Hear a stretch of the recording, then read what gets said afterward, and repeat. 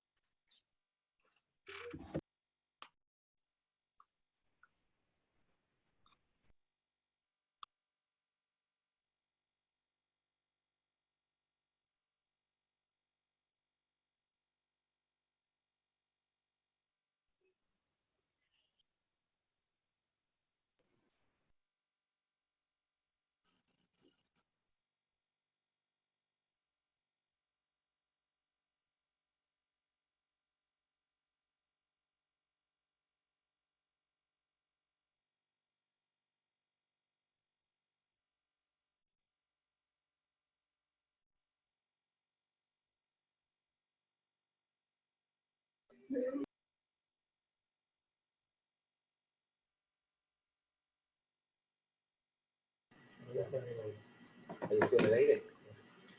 Buenos días a todos. Yo soy el profesor Asato, el titular de la Sexta Cátedra de Medicina. Soy el jefe del departamento del Instituto. Buenos días, doctor. Y el director de la unidad docente hospitalaria del Hospital de Clínicas.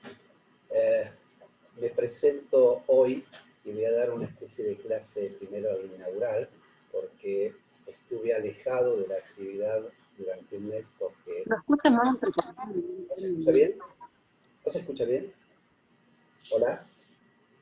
¿Se escucha, doctor? Sí, sí, se escucha.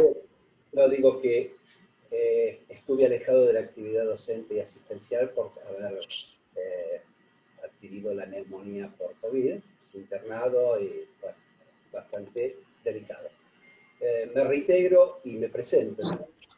Y lo que quiero hacer y lo que siempre hago con las camadas de medicina al inicio es una especie de historia de la cátedra para que sepan en qué lugar ustedes se encuentran, que conozcan, aunque sea superficialmente, la historia de esta cátedra, de esta sexta cátedra de medicina en la cual soy el profesor titular.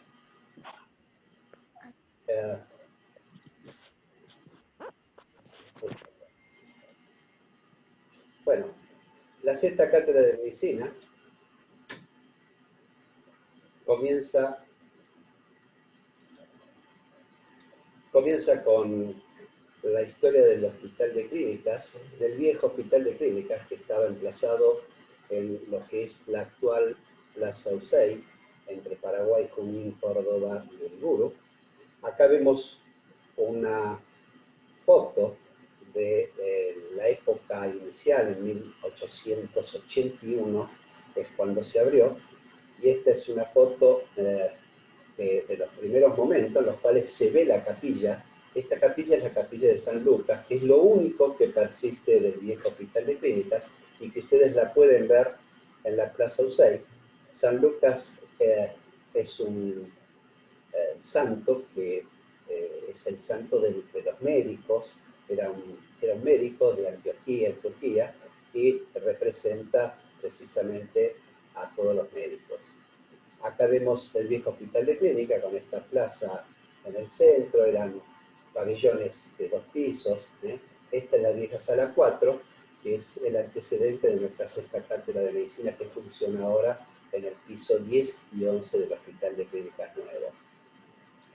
Acá vemos este Hospital de Clínicas Nuevos y que es una foto actual tomada desde la Plaza Usay y en la cual representa este mural que fue hecho en el 2019 y que representa una alegoría a la AMIA, que fue, si ustedes recuerdan, el 18 de julio de 1994, a las 9:53 yo me encontraba en este lugar cuando el atentado de la AMIA, en Pasteur 633, y que en la cual hubo 85 muertos y más de 300 heridos, y el hospital de clínica en esa mañana es el que receptó la gran mayoría de los heridos en ese atentado. Como ven acá, para los que no saben, estos son un mural que fue pintado por gente, artistas de la calle. Acá el primer mural que da sobre Córdoba corresponde a una cadena humana, que es rescatando las víctimas del lugar del atentado, y que fue hecho por Mariano Antedomínico. En el centro vemos un homenaje a los trabajadores de este hospital. Es un grupo de médicos que está trasladando en camilla a heridos del atentado de la AMIA. Y en la tercera pintura, la que da sobre el Paraguay, vemos una mujer con los ojos vendados, que representa la justicia y que está cerrado en un reloj de arena, y que es en alegoría a los 25 años de impunidad, y que fue pintado por Mariela Raz. Bueno, en 1890 la Cátedra de Patología General y Ejercicios Clínicos por el profesor Roberto Ubernique, cuando comienza esta cátedra.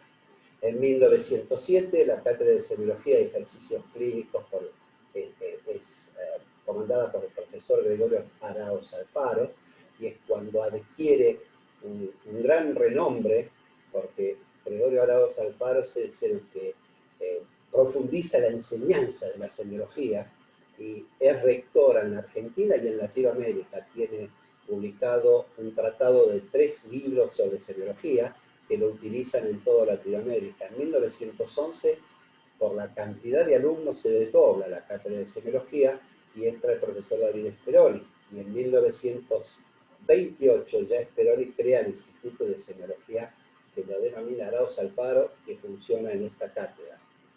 Este instituto entonces de semiología, cuyos predecesores fue Roberto Wernicke, y que lo sucede Gregorio Araoz Alfaro en 1907. Fíjense, Gregorio Araoz Alfaro en 1914 publica en una editorial que el hacinamiento de alumnos en la facultad y las dificultades de la enseñanza práctica, y por la ausencia de examen de ingreso, y en ese momento es lo que hace que la cantidad de alumnos, que en realidad eran 200 alumnos, nosotros en este momento tenemos un promedio de 147 alumnos en la cátedra, 200 alumnos en total en medicina en ese momento, ahora hay 6.000 alumnos en medicina o más. Este es el edificio antiguo, entonces, del Hospital de Clínica, antes de ser demolido. Acá vemos la estatua de Pirovano, que ahora está emplazada sobre Paraguay mirando a la facultad. Esta es la sala 4, que es lo que es el antecesor de esta sexta cátedra que está en el Hospital de Clínicas Nuevo, y que fue trasladado a este hospital en 1972. Su creación, entonces, la sexta cátedra está relacionada al Instituto de Semiología. Tal es así que acá tenemos un cuadro de Fantuzzo que está en el sector docente de la quinta cátedra, en la cual vemos al profesor Araoz Alfaro, Speroni, y este es el paciente, cómo se hacía un culto de la semiología, y el detalle en el paciente es con la percusión cómo describían el tamaño de la silueta cardíaca. Acá está representada la silueta cardíaca, no se ve bien, pero si ustedes vienen a ver este cuadro, es la representación por percusión de la silueta cardíaca. Entonces, este Instituto de Semiología, en la cual tiene como hitos el hecho de haber sido donde se realizó el primer cateterismo cardíaco en América y fue el tercero en el mundo, por los doctores Pedro Cosio e Isaac Tarkovsky. El doctor Tiburcio Padilla se hace cargo de este Instituto de Semiología en 1935, y es cuando este instituto adquiere ribetes, así, ¿verdad? adquiere ribetes en letras doradas porque es rectora y... Disculpe, doctor, Sí, que lo interrumpa, sí.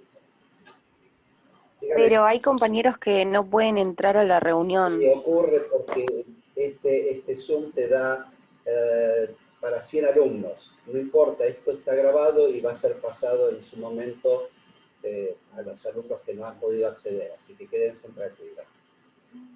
No, como le decía, el doctor Tiburcio Padilla fue el que le dio los ribetes dorados a este Instituto de Semiología, de esta sexta cátedra. Parece así que hay una biblioteca de semiología que él dirigió junto a Pedro Cosio, que es la que, de 11 tomos y la que se utilizaba en su momento en toda Latinoamérica, en la enseñanza de la semiología. Los aportes, entonces, lo más importante es la colección de biblioteca de semiología junto al doctor Pedro Cosio. Esta cátedra se convirtió en un semillero de profesores adjuntos y titulares y que nutrió a toda la Facultad de Medicina en la enseñanza de la semiología y la medicina del diagnóstico y tratamiento. Entonces, en resumen, David Speroni, Carlos Bonorini Udaondo también fue otro titular de esta cátedra y que fue el creador de la gastroenterología en Argentina, y que hay un hospital con el nombre. Tiburcio Padilla, el que le dio el gran ímpetu a este Instituto de Semiología, y posteriormente el doctor Pedro Cosio, que fue el que creó la cardiología en Argentina y la carrera de especialistas en cardiología. Cuando el Hospital de Clínicas pasó del viejo Hospital de Clínicas al actual, el profesor Osvaldo Justinori fue el que dirigió todo eso, que a su vez fue en su momento también decano de la Facultad de Medicina, hasta 1975. Después pasaron una serie de profesores titulares y adjuntos, hasta 1987, hasta que definitivamente el doctor Albino Perocio se hizo cargo de esta cátedra, hasta 1993. Posteriormente, los doctores Tacaño, Ciandro, que todavía lo tenemos en la cátedra, Gustavo Lanós y Rubén Lanós hasta el 2006. Entonces, como les dije, pasó en 1972 a este nuevo hospital, del viejo hospital. Así, anteriormente también otros titulares. Y el doctor Julio Berreta. El doctor Julio Berreta fue el primer residente de clínica médica del hospital de la Argentina y de Latinoamérica. En 1944, en la sexta cátedra de medicina, se creó la residencia de clínica médica y el doctor Julio Berreta fue el primer residente de clínica médica. Del 2006 al 2010 hizo cargo el doctor José Milei, que es cuando se reactiva nuevamente el Instituto de Semiología. Del 2010 al 2014 el doctor Marcelo Melero, y del 2014 estoy a cargo de esta cátedra hasta la actualidad. Este es un resumen de la historia de esta cátedra que fundamentalmente está basada en ideales bien sólidos, maestros verdaderos, hombres de ciencia y con idoneidad médica. Por eso fue llamado este instituto como el Olimpo de la medicina argentina. Bueno, acá hay una frase que a mí me gusta siempre señalar, que es: dar el ejemplo no es la principal manera de influir sobre los demás, es la única manera. Y ahora sí, vamos a hacer, se escucha, ¿no? Así, ahora vamos a hacer lo que corresponde a la clase de hoy, que es la semiología del aparato respiratorio. Espero que no haya sido pesado esta introducción de la historia de la sexta cátedra, y ahora vamos a entrar a la semiología respiratoria, y que esta cátedra sigue haciendo culto a la semiología. Y sigue haciendo culto a la semiología porque yo les puedo señalar un artículo del American Journal of Medicine, en la cual en el 2015 en Estados Unidos se hizo en forma anónima una compulsa sobre 5.000 médicos sobre errores médicos. Y aproximadamente los errores médicos, se ve que se ve que no tenía. Disculpen, bueno, chicos, ¿se está viendo esta imagen de PowerPoint? No, no se ve. No, nada. ¿Qué están viendo ahora? No se ve. Al profesor, lo vemos a usted hablando. ¿Qué están viendo ahora? Su cara. Usted. A usted lo vemos, doctor. Espero que graba la imagen de PowerPoint. Ahí, esa es. Ahora, Ahora sí. Tiene que presentar la pantalla, ahí está. Sí. ¿Está? Sí, ahora la veo. Bueno, como le decía, la semiología, que es la primera parte de medicina, la que ustedes tienen que aprender, y es la que es quizás la que nos acerca al paciente y hace que esta profesión sea precisamente una profesión que dependa más de la relación con el paciente y humanística que una profesión científica pura, en la cual hay arte en lo que es la semiología. La semiología, ustedes saben que se divide en semiotecnia y propedéutica. La semiotecnia es la búsqueda de todos esos síntomas y signos que tiene el paciente. El síntoma es algo subjetivo, que es lo que refiere el paciente. El signo es lo que va a buscar, es algo objetivo, que es lo que va a buscar el médico. Cuando nosotros tenemos todos esos signos y síntomas, hacemos una correlación de ellos, una interpretación, y llegamos a un diagnóstico. Un diagnóstico que puede ser un diagnóstico de síndrome, un diagnóstico de enfermedad. Un síndrome es cuando esa cantidad de signos y síntomas corresponden a varias enfermedades, y cuando esos signos y síntomas identifican una entidad nosológica, se llama enfermedad. Bueno, dicho esto, y que como les decía anteriormente del American Journal of Medicine, en la cual en 2015 se publicó un artículo sobre errores médicos, los errores médicos causan en Estados Unidos 100.000 muertes por año. Comparen que nosotros tenemos 8.000 muertes por COVID, pero los errores médicos en Estados Unidos 100.000 muertes por año, de los cuales la causa más común es el déficit en el examen semiológico. El 60% de esas muertes es porque no se hace un buen examen semiológico. O sea que hay muchas especialidades que están dejando de lado la semiología porque la tecnología ha superado todos esos datos que nos da la semiología, pero se pierden muchos datos de la semiología cuando no se hace un buen examen semiológico. Por eso nosotros en esta cátedra hacemos mucho hincapié en la semiología. Bueno, comenzando con semiología respiratoria, lo primero que hacemos es un examen de las regiones topográficas del tórax. Y las regiones topográficas del tórax están delimitadas, acá vemos del lado izquierdo, por líneas que pasan por ciertos relieves anatómicos. Así tenemos una línea horizontal que vemos acá, que corresponde a la línea clavicular. Otra línea horizontal que pasa a la altura de la tercera costilla, y otra línea horizontal que pasa por la altura de la sexta costilla y que delimitada con el borde costal inferior que corresponde a la décima costilla. Hay una línea medio external y hay una línea external que es la que corresponde a la unión de los cartílagos esternocostales. Esto identifica por delante 4 regiones topográficas en las cuales ustedes tienen que conocer. La región por arriba de la línea clavicular es la región supraclavicular. La región por debajo de la clavícula hasta la tercera costilla es la infraclavicular. Me olvidé acá que la línea externa corresponde a la línea axilar anterior. La región que corresponde a la parte de la mama es la región mamaria. Y por debajo de la sexta costilla, el reborde costal que corresponde a la décima costilla y la línea axilar anterior, corresponde a la región del hipocondrio. Entonces, repito, región supraclavicular, región infraclavicular, región mamaria y hipocondrio izquierdo y hipocondrio derecho de la tórax.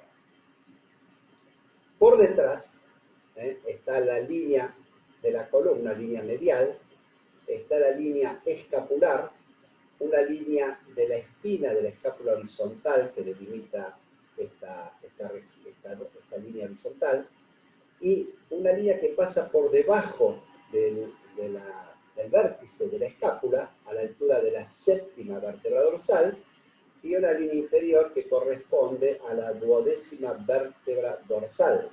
Y la línea más externa que corresponde a la línea axilar posterior. Y esto delimita 6 regiones topográficas por detrás. La región supraescapular interna, la región supraescapular externa, la región escapulovertebral, la región escapular, la región infraescapular interna y la región infraescapular externa. Las regiones topográficas correspondientes a la región axilar, a la zona axilar, están delimitadas por 3 líneas verticales, la línea axilar posterior, la línea axilar media que va al vértice de la axila y la línea axilar anterior, y otra línea que pasa a la altura de la sexta vértebra dorsal y delimita la región supraaxilar y la región infraaxilar, posterior, anterior, media y anterior, posterior, media, anterior, infraaxilar. Entonces, conocidas las regiones topográficas, acá nuevamente la región axilar, conocidas las regiones topográficas, siempre entonces yo me voy a referir, cuando hay alguna patología, en estas regiones para tener todos los mismos idiomas. Cuando existe alguna patología, yo digo alteración en la auscultación, por ejemplo, o matidez en la región infraescapular derecha, interna. Ya sé dónde está. Vamos ahora a la semiología del aparato respiratorio correspondiente a la inspección. La inspección entonces del tórax lo vamos a hacer en lo que corresponde al tórax dinámico, que es lo que evalúa el movimiento, y esto fundamentalmente se refiere al patrón y ritmo respiratorio, y lo que se refiere al tórax estático, que es la morfología, ver el trofismo, si hay deformaciones, la glándula mamaria si tiene retracciones, si se observan nódulos y si tiene ginecomastia. Esto es la primera parte que corresponde a la inspección respecto a la semiología del aparato respiratorio. Acá tenemos entonces esquematizado todo lo que vamos a tratar en lo que corresponde a inspección. Alteraciones de la respiración, que sería lo que dijimos del tórax dinámico, y alteraciones de la caja torácica, que corresponde al tórax estático. Después vamos a volver sobre alteraciones de la postura, que también la vamos a tener que observar en la inspección, sobre alteraciones en el cuello, en las venas del cuello, y sobre alteraciones en los músculos respiratorios. Vamos a hablar sobre alteraciones de la postura, el paciente con ortopnea, disnea paroxística nocturna, platipnea, tentornea. Vamos ahora a abocarnos a lo que es la alteración en la inspección del tórax dinámico. Vamos a hablar sobre frecuencia, profundidad y ritmos y patrones respiratorios. Y acá tenemos que la frecuencia respiratoria normal es de aproximadamente, va de 12 a 20 inspiraciones por minuto y expiraciones por minuto. Si el paciente tiene menos de 12 respiraciones por minuto, yo hablo de bradipnea. Cuando tiene más de 20 respiraciones por minuto, hablo de taquipnea. También tenemos que hablar sobre la profundidad de la respiración. Acá está aumentada la profundidad de la respiración y la frecuencia. A esto se lo llama hiperventilación, hiperpnea. Cuando hay alteraciones transitorias o aumento de la profundidad de la inspiración, hablamos de suspiros. Después, los pacientes con atrapamiento aéreo que van aumentando la respiración en forma ascendente. Vamos a referirnos a la respiración de Chene-Stokes, de Kussmaul, Biot y la respiración atáxica. Ahora vamos cada una de estas a definirlas. Entonces dijimos que estos representan la inspiración y la expiración, y los límites normales de la frecuencia van de 14 a 20 en adultos, y en los chiquitos, por supuesto, hasta 44 por minuto puede ser normal. La respiración rápida y superficial se denomina taquipnea, rápida y superficial. O sea, fíjense que lo que aumenta es la frecuencia respiratoria y disminuye la profundidad en la respiración. Y esto se ve fundamentalmente en los pacientes que tienen peritonitis, por ejemplo, que evitan respirar hondo por el dolor que le produce, en los pacientes que tienen pleuritis porque evitan respirar hondo y respiran superficialmente porque le produce dolor al respirar hondo. Es la enfermedad pulmonar crónica restrictiva, que también en las fibrosis pulmonares, que el paciente respira rápido y superficial. Entonces, acuérdense, respiración rápida y superficial, taquipnea. Taquipnea causas dolor pleurítico, peritonitis, enfermedad pulmonar restrictiva. La expiración profunda y rápida, como vimos anteriormente, se denomina hiperpnea o hiperventilación. Esta respiración que es profunda y es rápida, se ve en los pacientes que tienen acidosis metabólica por hiperglucemia, también se ven en pacientes con infarto, hipoxia, y también se denomina esta respiración, que es rápida y profunda, respiración de Kussmaul. Acuérdense, respiración de Kussmaul define a la acidosis metabólica. La acidosis metabólica muy común en los pacientes diabéticos, que lo que hacen es una cetoacidosis diabética, y que esta respiración los representa. La respiración de Kussmaul es fundamentalmente profundidad en la respiración. La frecuencia puede estar aumentada, normal o disminuida, pero es la sed de aire, es el paciente que abre la boca para respirar. Acuérdense, respiración de Kussmaul traduce acidosis metabólica. La respiración lenta y con la profundidad normal, a esto se denomina bradipnea. Esta respiración puede ser secundaria en pacientes con coma diabético, en pacientes con tumores cerebrales, en los cuales está elevada la presión intracerebral. Bradipnea, pacientes con tumores cerebrales con aumento de la presión intracerebral.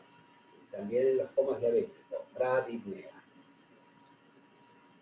Pacientes, otros patrones respiratorios, bueno, paro respiratorio es una línea, se denomina apnea. La respiración de Biot. La respiración de Biot es también en pacientes con tumores cerebrales o depresión o daño cerebral importante del sistema nervioso central, en la cual hay respiraciones profundas irregulares y hay una apnea y seguida de respiración profundas irregulares. La respiración de Cheyne-Stokes, en la cual traduce a una depresión del sistema nervioso central, pacientes ancianos con insuficiencia cardíaca, pacientes con daño cerebral, es una respiración en la cual va aumentando en profundidad hasta que llega un momento, va aumentando, aumenta máxima profundidad y va disminuyendo, y seguido de una apnea. Esta es una respiración de Cheyne-Stokes, característica de la insuficiencia cardíaca, paciente de edad, depresión del sistema nervioso central. Y como les dije anteriormente, la respiración de Kussmaul, que es profunda, es la sed de aire que traduce acidosis metabólica. Esta es la respiración de Cheyne-Stokes. Fíjense que va aumentando, máximo, y va disminuyendo, apnea. Tenemos que observar también, dentro de la respiración dinámica, cómo se presenta el paciente. Si un paciente viene a la consulta y que al respirar, y para poder respirar, lo que hace es con la boca un pito, largar el aire, frunciendo los labios, ese paciente lo que hace es aumentar la presión expiratoria para mejorar la ventilación alveolar. Y esto es característico de los pacientes con EPOC, enfermedad pulmonar obstructiva crónica. Tenemos que observar también en los pacientes de edad, que muchas veces vienen a la consulta y están ahí hablando y se nos duerme.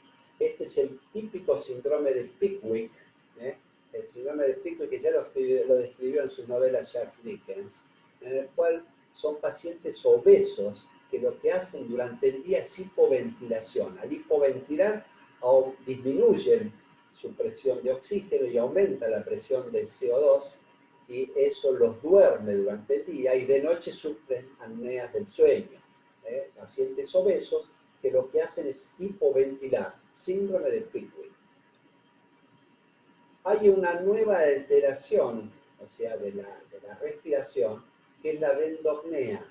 Es un signo que fue recientemente descrito, en lo cual los pacientes con insuficiencia cardíaca, cuando se agachan, inclinan hacia adelante a atarse los zapatos, durante 30 segundos comienzan con disnea. La alteración entonces en la postura, acuérdense, bendopnea, ortopnea, La ortoapnea es el paciente que debe sentarse para poder respirar, porque acostado no puede respirar y tiene que sentarse para mejorar la respiración. La disnea paroxística nocturna, acá me está diciendo que tengo poco tiempo. Bueno, la disnea paroxística nocturna, ¿qué pasó? Se fue la imagen.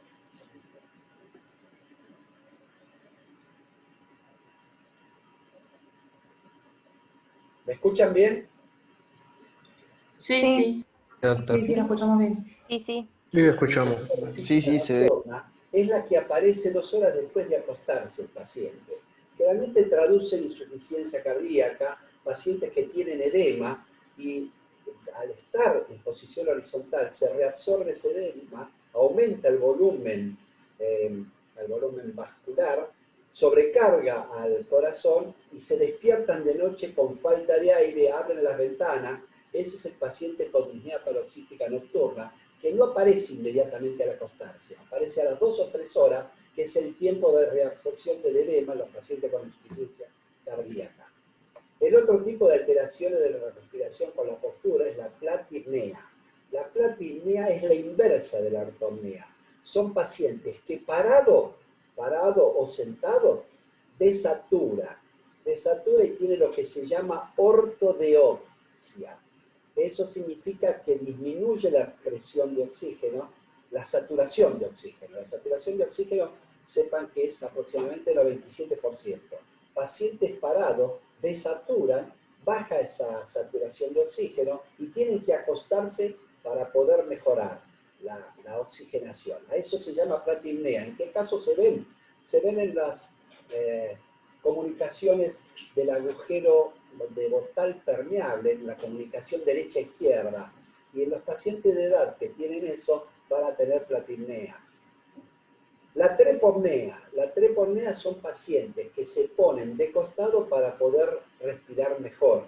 Es, por ejemplo, si tiene una patología, que a mí me pasó, tuve una neumonía por COVID fundamentalmente del lóbulo izquierdo del pulmón.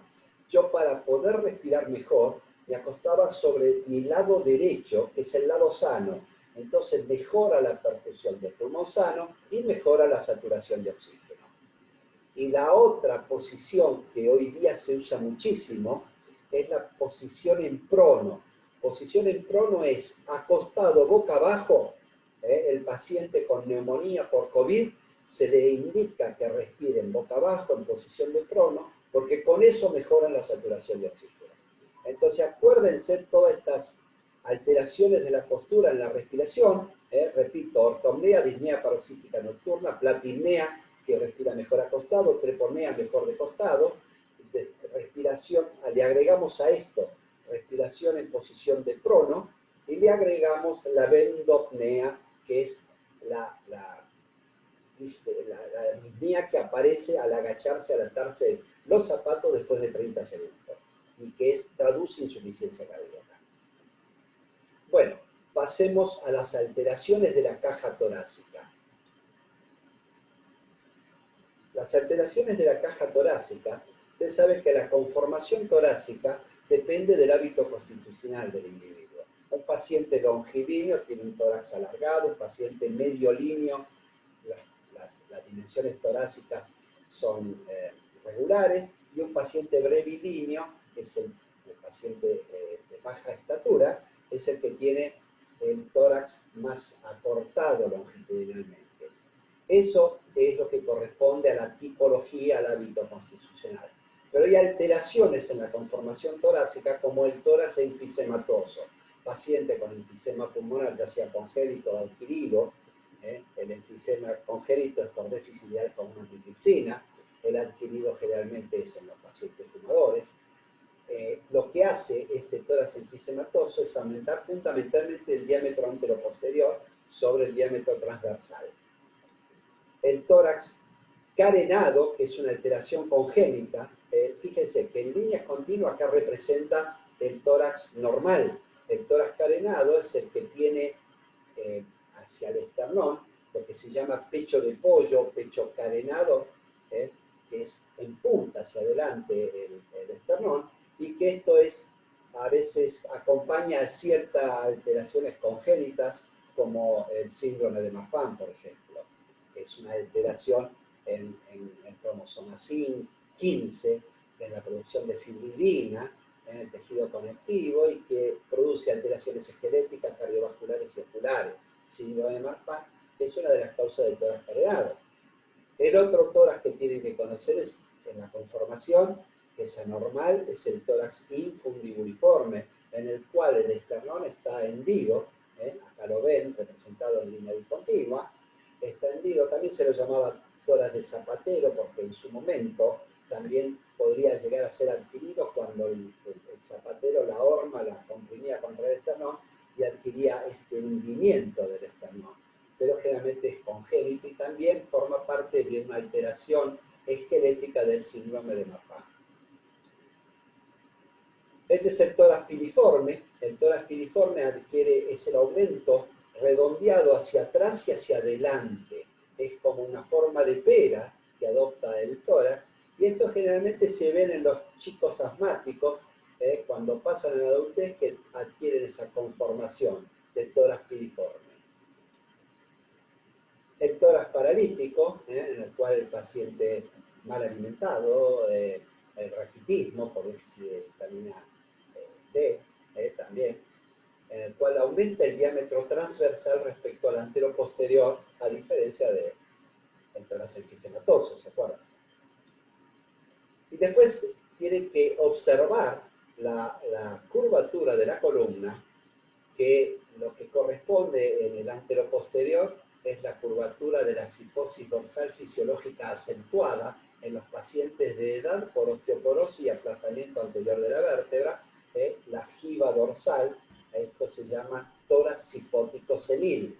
No obstante, puede ocurrir también en el joven, es el tórax cifótico juvenil, que se llama enfermedad de Sjögren's, que es una osteonecrosis de la parte media de la columna dorsal y adquiere esta jiba dorsal. El tórax que está la columna desviada lateralmente, esto se llama tórax escoliótico, es la desviación lateral de la columna y se identifica de acuerdo al lugar en el que está la convexidad. Acá tenemos que la convexidad de la columna está hacia la izquierda y a esto se llama tórax escoliótico con desviación destroconvexa. Destroconvexa será, perdón, siniestro-convexa porque esto está hacia la izquierda, y acá, de este lado, tenemos la destroconvexa cuya convexidad es a la derecha. De acuerdo a la convexidad es como se denomina el tórax escoliótico. Siniestro-convexa, destroconvexa. Vamos ahora a la inspección estática. Siguiendo con la inspección estática, vamos a analizar otras características que ya no son de la conformación torácica, sino que son del color de la piel, la palidez en los anémicos, el tinte amarillento en los pacientes con ictericia, observar si tiene estrías. Las estrías, ustedes saben que pueden ser nacaradas o rojizas. Las estrías rojizas traducen generalmente un síndrome de Cushing. Las estrías nacaradas es por rupturas de las fibras elásticas y puede estar presente en el síndrome de Marfan, en un paciente obeso que adelgazó, en fin. Fístulas o manchas de diversos aspectos y signos en procesos torácicos primarios, enfermedades que tienen manifestaciones cutáneas como las enfermedades eruptivas, puede haber también telangiectasia o nevus arachnius, característicos de las hepatopatías crónicas, puede haber circulación colateral, ya sea por un síndrome de vena cava superior o por una hepatopatía crónica. Síndrome de vena cava superior se ve la circulación venosa colateral cuya dirección va hacia abajo. Síndromes de hepatopatías crónicas por cirrosis hepática, hay circulación colateral torácica que va hacia arriba para desembocar en la vena cava superior. Todo esto lo observamos en la inspección. Acuérdense, coloración y presencia de alteraciones cutáneas que traducen enfermedades sistémicas. Terminamos con la inspección, pasamos a la palpación. La palpación fundamentalmente nos vamos a referir a la palpación inicial, que es la mano del escultor. Vamos a analizar la expansión, la elasticidad y las vibraciones vocales. ¿Qué significado tiene la palpación en mano de escultor? Lo que hago es desplazar la mano a través del borde radial